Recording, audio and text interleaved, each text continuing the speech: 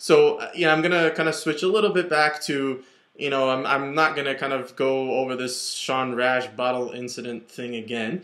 But I have to say I was caught a little bit off guard when Mike Devaney seemingly kind of called you out in a title match interview, and that was the Pepsi Elite Championship. I just want to ask you. I mean, was this just a matter of showmanship? It's for the show, or is there still some real resentment on tour of the whole two-handed style thing? Right, the Mike Devaney comment. If it was some kind of comment to get inside my head, he didn't say the comment loud enough because at the time I didn't even know he had said that.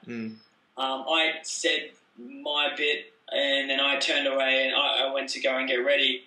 And then he said his bit, and as far as I was concerned, I had no idea what Randy and him were talking about. As far as I was concerned, they were talking about the weather. So when I watched the video back, the only thing that I actually would argue with Mike's comments, I have no issue with what he thinks about bowling, is the one thing about the way that I bowl, but the one thing that I will argue is he said that he bowls the right way.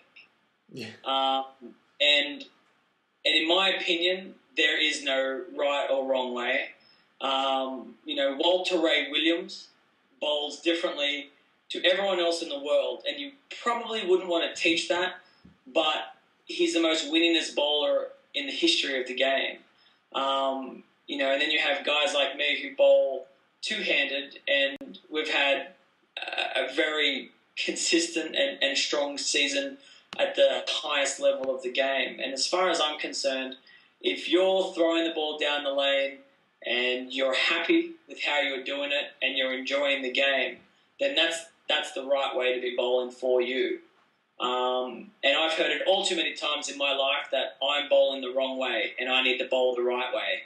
And like I said at the very beginning of all of this, I throw the ball from behind the foul line like everyone else. I knock over the same 10 pins on the same piece of wood that everyone else does. And as far as I'm concerned, there is no right or wrong way, and I'll never coach that way.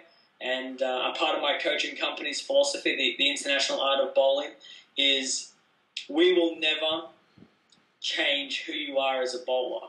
We will only want to make you better. Mike is more than welcome to say that he hates the way that I bowl. He doesn't like the way that I bowl.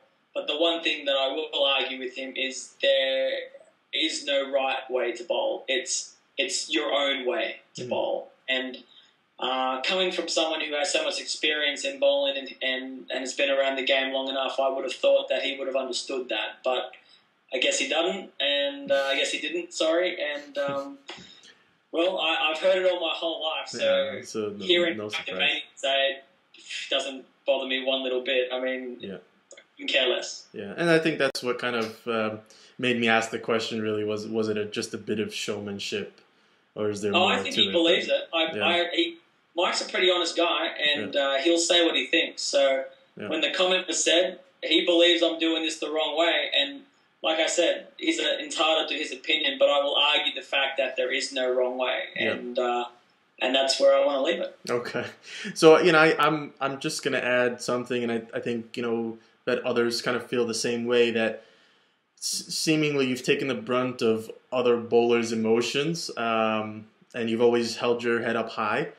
And I have to say I commend you for that, and I truly believe you are a good ambassador for the sport. So I think it's good the way you've handled the adversity, and I think as long as you keep winning, people will keep saying what they want to say.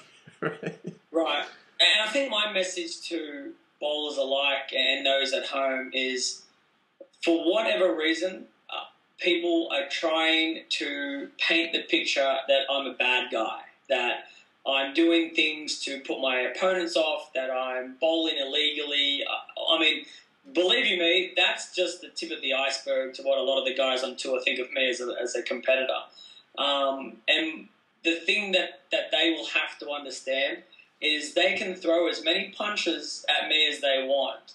They're not going to get that bad guy out of me, because it's just not who I am. I'm not going to retaliate to someone like Rash who cursed and accused me of putting him off in a tournament that meant nothing, that had no bearing on anything whatsoever. I'm not going to retaliate. I mean, I'm not going to curse. I'm not going to pick a fight. That's just not who I am. And I think it's one of the things that the guys on tour might try and take advantage of, is they feel like I might be a guy that they can target, knowing that nothing's going to come back at them. And as far as I'm concerned, it just says a lot about those people's character when, I'm leaving my family, I'm bowling for a living as well, and all I'm doing is throwing a ball down the lane like everyone else. And for whatever reason, I feel like they feel like I'm a good target to release some of that frustration. Yeah. Plus, you're right, it doesn't help that I am winning and I am doing well, because like all bowlers at the very, very top, they definitely have their hardships. Actually, Bill O'Neill said something to me, and it's very funny, and it made a lot of sense to me this season. He said when he was 25th in points, he was everybody's friend.